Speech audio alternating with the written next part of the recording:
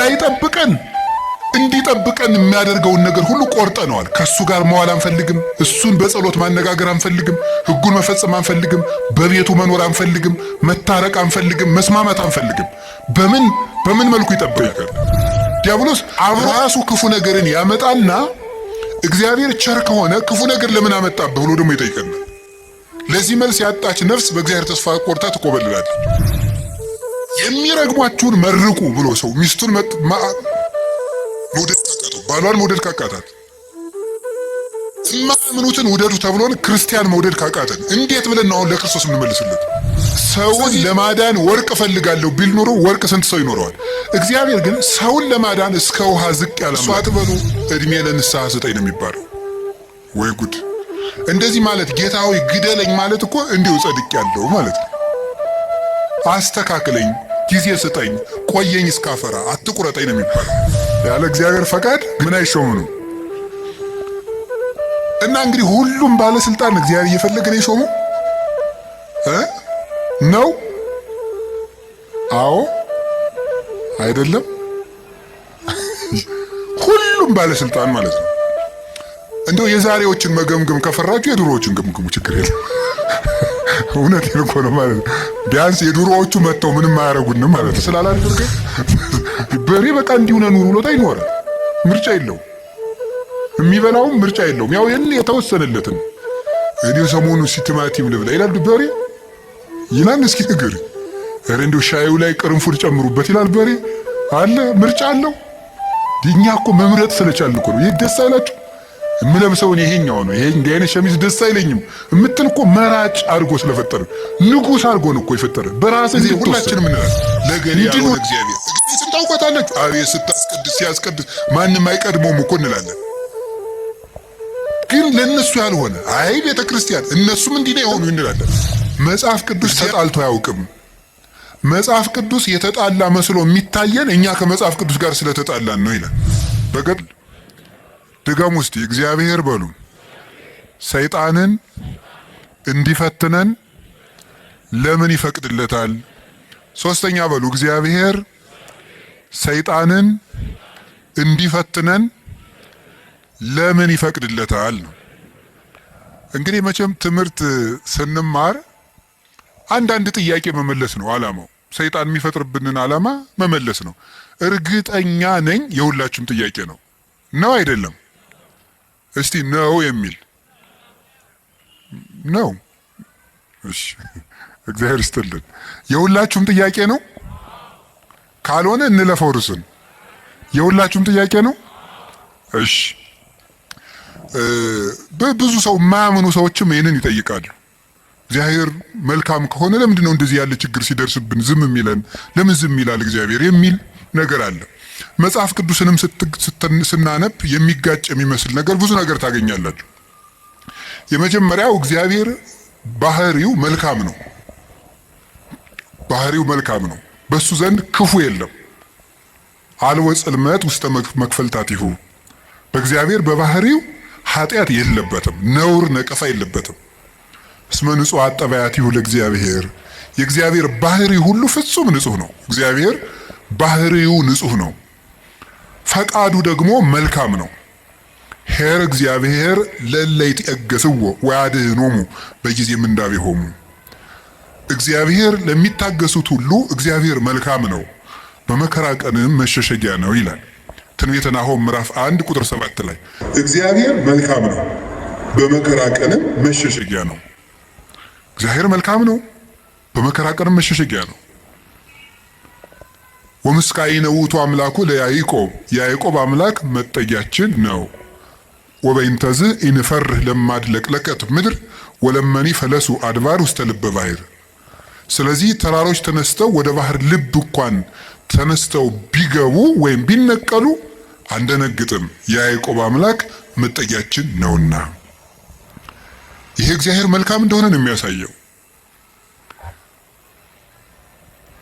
እግዚአብሔር ያበርህ ሊተ ምንትኑ ያፈራህኒ። እግዚአብሔር ብርሃኔና መድኃኒቴ ነው፣ የሚያስፈራኝ ምንም የለም። እግዚአብሔር ምእመና ለሕይወቴ፣ እግዚአብሔር የሕይወቴ መታመኛዋ ነው። ምንም የምፈራው ነገር የለም። እመኒ ጸብአኒ ተአይን እይፈራሃኒ ልብየ። ሰራዊት እንኳን ከቦ ቢወጋኝ እግዚአብሔር መታመኛዬ ነውና አልፈራም ይላል። ስለ እግዚአብሔር ብርሃን ነው፣ እግዚአብሔር መድኃኒት ነው፣ እግዚአብሔር መልካም ነው። እሱ ራሱ ኖራል። አነ ውእቱ ኖላዊ ኄር ዘበአማን፣ እኔ እውነተኛ እረኛ መልካም እረኛ እኔ ነኝ ይላል። በጎ እረኛ እኔ ነኝ። እንኳን በአፋ ሆኖ መጠበቅ ይቅርና ራስን አሳልፎ በመስጠት እንኳን የሚጠብቅ እረኛ ነው እሱ። እግዚአብሔር ንጉሥ ሆኖ መጠበቁ፣ አምላክ ሆኖ መጠበቁ፣ በሰማያዊት መንግስቱ በግርማ መለኮቱ ሆኖ መጠበቁ ድንቅ ነው። ከዚያ ያለፈ ደግሞ የሚደንቀው ራሱን በመስጠት የጠበቀን እረኝነት ግሩም ነው። ለእኛ ራሱን አሳልፎ መስጠቱ። እግዚአብሔር እኔ ቸር እረኛ ነኝ ብሏል። እኔ ቸር እረኛ ነኝ፣ በጎቼም እኔን ያውቁኛል፣ ድምፄንም ይሰማሉ። በእኔ በኩል የሚገባ ይድናል። እኔ የበጎች በር ነኝ። ዘዋን ታቤ ውቱ ይድህን፣ በእኔ በኩል የሚገባ ይድናል። ይበው ወይ ወፅ፣ ይገባል ይወጣል፣ ወይ ረክብ ምርአየ፣ መሰማሪያም ያገኛል ይላል። ስለዚህ በጎቼ እኔን ያውቃሉ፣ እኔም በጎቼን አውቃለሁ። አልቦ ዘየሐይደኒዮን እምዴ፣ በጎቼን ከእጄ የሚነጥቃቸውም ከቶ የለም ይላል። እንግዲህ እግዚአብሔር ጠባቂያችን ነው፣ እረኛችን ነው፣ መልካም ነው፣ ቸር ነው። እግዚአብሔር ሰው እንዲጠፋም አይፈልግም። ኢፈነወ እግዚአብሔር ለወልዱ ከመ ይትሐጐል ኩሉ ዓለም አላ ከመ ይሕየው። እግዚአብሔር ዓለሙ ሁሉ እንዲድን እንጂ እንዲጠፋ ልጁን አላከውም ይላል። እግዚአብሔር ዓለሙ ሁሉ እንዲድን ነው እንጂ እንዲጠፋ አይፈልግም። ቅድምም ብፁዕ አባታችን እንደጠቀሱልን ጢሞቴዎስ ምዕራፍ 2 ቁጥር 1 ላይ ሲናገር ዘይፈቅድ ይሕየው ኩሉ ዓለም ዘአነ ቀዳሚሆሙ ለኃጥአን፣ የኃጥአን መጀመሪያቸው የምሆን እኔንም ጨምሮ ዓለም ሁሉ እንዲድን የሚወድ እግዚአብሔር ይላል ቅዱስ ጳውሎስ። ዓለም ሁሉ እንዲድን የሚወድ እግዚአብሔር የሚወደው ዓለም ሁሉ እንዲድን ነው። ወይኩን ፈቃድከ እንላለን። ፈቃድህ በሰማይ እንደሆነች እንዲሁም በምድር ትሁን እንላለን። ቅዱስ ዮሐንስ አፈወርቄን ሲተረጉም ፈቃዱሰ ለእግዚአብሔር ድህነተ ዓለም ውእቱ ይላል። ፈቃድህ ይሁን እያልን እንጸልያለን። ፈቃዱ ምንድን ነው ይልና የእግዚአብሔር ፈቃዱ ዓለም እንዲድን ነው ይላል። ሰዎችን ሁሉ ይወዳል፣ ለፍጥረት ሁሉ ይራራል። እግዚአብሔር ፍጥረትን እግዚአብሔር እንኳን እሱ ይቅርና ቅዱሳን ቸሮች ናቸው። የቅዱሳን ቸርነት ከሰው አንሶ እስመ ነፍሰ ጻድቅ ይትራራ ላዕለ ነፍሰ እንስሳው፣ የጻድቅ ሰው ነፍስ ለእንስሳ እንኳን ይራራል ይላል። ጻድቅ ለእንስሳ እንኳን የሚያዝን ነው። እግዚአብሔርን ተውት። አንድ ሰው እግዚአብሔርን መምሰል ሲጀምር ለእንስሳ እንኳን የሚያዝን ይሆናል። ለእንስሳት የሚያዝን ይሆናል። ዛሬም ድረስ አሉ ለእንስሳት የሚያዝኑ። በገጠር ያሉት ያዝናሉ። የከተማው ሰው እንጃ ያላውቅም፣ ከተማ ስለማልኖር። የገጠር እናቶች ጤፍ እንኳን ሲያበጥሩ ለወፎቹ ይተውላቸዋል፣ እንዲለቅሙ ይተውላቸዋል። ለዝንጀሮ ይተዋል። በኦሪት ዘዳግም ማለት ቃርሚያ በቃረምክ ጊዜ አዝመራህን ጨርሰህ አትጨደው፣ ለድሃና ለአውሬ ተው ተብሏል። ርኅራኄ የብሉይ ኪዳንም የሐዲስ ኪዳንም አስተምሮ ነው። ጥጃውን አርደህ በእናቱ ወተት አትቀቅለው ይላል። የቸርነት ስራ ነው ይሄ። ርኅሩህን ነው። በእናትና በልጅ መካከል ገብተህ ጭካኔን አታድርግ ማለት ነው። እናትና ልጅን መለየት ጭካኔ ስለሆነ እግዚአብሔር እንኳን ለሰው እናትና ልጅ ይቅርና ለእንስሳት እናትና ልጅነት የሚያዝን ርኅሩህ ነው እግዚአብሔር። ለእንስሳቱ ርኅራኄ ሰርቶላቸዋል። አህያውን ያለመጠን እንዳይጭኑት ስርዓት ሰርቷል እግዚአብሔር። በሬና በሬ እንዳይዋጋ ስርዓት ሰርቷል። አንዱ በሬ የአንዱን በሬ ወግቶ እንዳይገድል ኦሪት ዘጸአት ምዕራፍ 21 ላይ እንደተጻፈልን። ስለዚህ እግዚአብሔር ለእንስሳት እንኳን እንድናዝን ፈጥሮናል። ለሁሉ ልክ መልክ ሰጥቶ ነው የፈጠረ እግዚአብሔር። ሁሉም እንኳን እሱ የእሱ ቅዱሳን እንኳን እሱ የፈጠረው ፍጥረት እንኳን መልካም ነው። 6 ቀን የፈጠረው ፍጥረት ሁሉ ወሬ እግዚአብሔር ከመሰናይ እግዚአብሔርም ያ መልካም እንደሆነ አየ እያለን የደመደመው የፈጠረው ፍጥረት ሁሉ እግዚአብሔር መልካም ነው። እንግዲህ እግዚአብሔር መልካም ከሆነ ቸርም ከሆነ እንዳንጠፋም የሚፈልግ ከሆነ እንድንድንም የሚፈልግ ከሆነ ቸር እረኛችንም ከሆነ እሱን ከተጠጋን ምንም የሚነጥቀን ከሌለ በሱ ስም እያመንን እሱን ጥግ እያደረግን የእሱን ስም እየጠራን እየጸለይን እያስቀደስን በጎው እግዚአብሔር የሲዶ ክፉ ይደርስብናል የሚል ጥያቄ ሁላችንም እንጠይቃለን። ዲያብሎስ ራሱ ክፉ ነገርን ያመጣና እግዚአብሔር ቸር ከሆነ ክፉ ነገር ለምን አመጣብህ ብሎ ደግሞ ይጠይቀናል። ለዚህ መልስ ያጣች ነፍስ በእግዚአብሔር ተስፋ ቆርጣ ትቆበልላለች። ለምንድን ነው እግዚአብሔር የማያዝንልኝ? አንዳንድ ጊዜ ደግሞ እንደውም በተለይ ያሁኑ ትውልድ ምን ብሎ ሊጠይቅ ይችላል? ቆይ እግዚአብሔር በእኔ ስቃይ ደስ ይለዋል ይላል። እግዚአብሔር በእኔ ስቃይ ደስ ይለዋል ወይ? ለምንድን ነው እኛ ስንሰቃይ ዝም የሚለው የሚል ጥያቄ። እዚሁ ጋር የሚያያዝ አንድ የመጽሐፍ ቅዱስ ጥቅስ ላንሳላችሁ። አነ ውእቱ ፈጠርኩ ብርሃነ ወገበርኩ ጽልመተ። ብርሃንን የፈጠርኩ እኔ ነኝ፣ ጨለማንም የሰራሁ እኔ ነኝ። አመጽ ሰላመ እፈጥር ሰላመ ወእገብር እኪተ። ሰላምንም አመጣለሁ ክፋትንም እፈጥራለሁ። አነ እግዚአብሔር ፈጠርኩ ዘንተ ኩሎ። እኔ እግዚአብሔር ሁሉንም ይሄንን ፈጠርኩ ይላል ትንቢተ ኢሳይያስ ምዕራፍ 45 ቁጥር 6 ላይ እኔ እግዚአብሔር ሰላምን አመጣለሁ ክፋትን እፈጥራለሁ፣ ብርሃንንም ፈጥሬያለሁ ጨለማንም ፈጥሬያለሁ ይላል። እዚያ ላይ እግዚአብሔር መልካም ነው አለ። አሁን ደግሞ እዚህ ላይ እኔ እግዚአብሔር ክፋትን እፈጥራለሁ ይላል። እግዚአብሔር ክፋትን ይፈጥራል? ምን ትላላችሁ? እንዴ እፈጥራለሁ ያለ እኮ ራሱ ነው። እግዚአብሔር ራሱ ነው እኔ ክፋትን እፈጥራለሁ። እኔ እኮ መጽሐፍ ቅዱስ ላይ ነው የጠቀስኩት። እግዚአብሔር እንደዚህ ብሏል፣ እግዚአብሔር ክፋትን እፈጥራለሁ ብሏል ይላል። ምን ትላላችሁ? እኔ ክፋትን የምፈጥር አምላክ ነኝ ይላል። እኔ ሰላምንም አመጣለሁ ጦርነትን የማመጣው እኔ ነኝ ይላል። ከዚያ መልሶስ ደግሞ ምን ይላል ደግሞ መልእክተ ያዕቆብ ምዕራፍ 1 ቁጥር 3 ላይ እያሜክር እግዚአብሔር በእኩይ ይላል። እግዚአብሔር በክፉ ማንንም አይፈትንም ይላል። እንዴት ያለ ነገር ነው! እግዚአብሔር በክፉ ማንንም አይፈትንም። ኢሳይያስ ላይ ደግሞ እኔ እግዚአብሔር ክፋትን እፈጥራለሁ። አልተጋጨም? ተጋጭቷል? እሺ አልተጋጨም። አንስታሴዎስ የሚባል ሊቅ ምን ብሎ ይናገራል? መጽሐፍ ቅዱስ ተጣልቶ አያውቅም። መጽሐፍ ቅዱስ የተጣላ መስሎ የሚታየን እኛ ከመጽሐፍ ቅዱስ ጋር ስለተጣላን ነው ይላል። አንተ ከመጽሐፍ ጋር ስትታረቅ መጻሕፍት ተጣልተው አያውቁም ብሎ ይናገራል።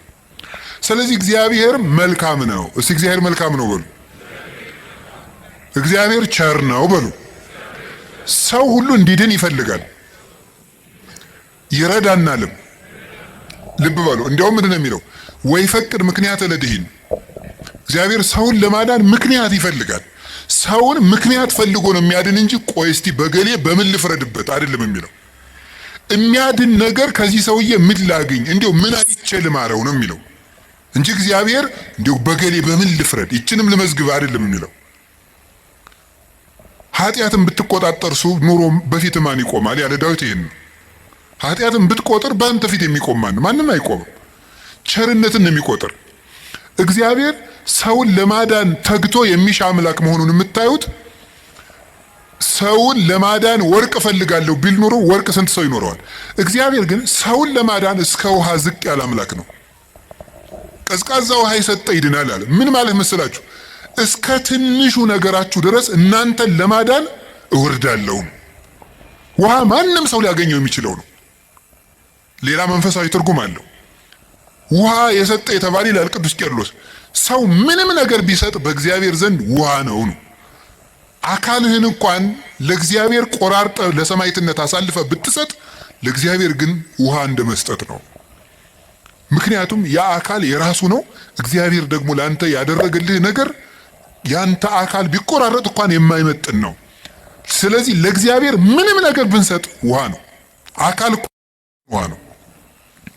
እንደዚያ ከሆነ እግዚአብሔር እንደዚህ ያለ መልካም አምላክ እንዲህ ያለ መልካም አባት ከሆነ ለኛ የሞት አምላክ አኮ በመላክ ወአኮ በተንባል መላክ ልኮ አማላጅ ልኮ ሳይታረቀን ራሱ መጥቶ ከታረቀን እስከዚህ ድረስ ሰው የሚወድ አምላክ ከሆነ ለምንድነው እግዚአብሔር ክፉ የሚያመጣብን የሚል ጥያቄ ይኖራል። እግዚአብሔርስ በክፉ ይፈትናል ወይ? መልሱ አይፈትንም ነው። እስኪ አይፈትንም በሉ። እግዚአብሔር በክፉ ይፈትናል አይፈትንም? እግዚአብሔር ክፉ ይፈጥራል አይፈጥርም? እስኪ ነገር ይፈጥራል አይፈጥርም? አይፈጥርም። እግዚአብሔር እንዴ እፈጥራለሁ ብሎ አላልክም? ቅድም ልትሉ ትችላላችሁ። እግዚአብሔር ክፉ አይፈጥርም። ታዲያ ምን ማለት ነው? ክፉ ሲመጣ ዝም ይላል ነው። እስኪ በሉ ንገሩ እንጂ ክፉ ሲመጣ እስኪ ለምሳሌ እንዲህ የሚል ነገር አለ። ሮሜ ምዕራፍ 13 ቁጥር 1 ላይ እስመ ይትሰየም መኮንን ዘእንበለ ዘእምኀበ እግዚአብሔር ይላል። ያለ እግዚአብሔር ፈቃድ ባለስልጣን አይሾምም ይላል። በደንብ ስሙ። ያለ እግዚአብሔር ፈቃድ ምን አይሾምም? እና እንግዲህ ሁሉም ባለስልጣን እግዚአብሔር እየፈለገ ነው የሾመው ነው? አዎ አይደለም? ሁሉም ባለስልጣን ማለት ነው። እንደው የዛሬዎችን መገምገም ከፈራችሁ የድሮዎቹን ገምግሙ፣ ችግር የለም። እውነቴን እኮ ነው ማለት ነው። ቢያንስ የድሮዎቹ መጥተው ምንም አያረጉንም ማለት ነው። ስለዚህ የድሮዎቹን መገምገም ትችላላችሁ። እናንተ ሁሉንም እግዚአብሔር እየወደደ የተሾሙ ናቸው። ምን ይመስላችኋል? ይሄ እግዚአብሔር ክፉ ነገር ሲመጣ ይፈቅዳል ነው። እስቲ ይፈቅዳል በሉ። ይፈቅዳል የሚለው ነገር ፈቃድ እግዚአብሔር የሚባለው ሁለት ትርጉም አለው። ፈቃድ እግዚአብሔር የሚባለው አንደኛው ውዴታ ነው።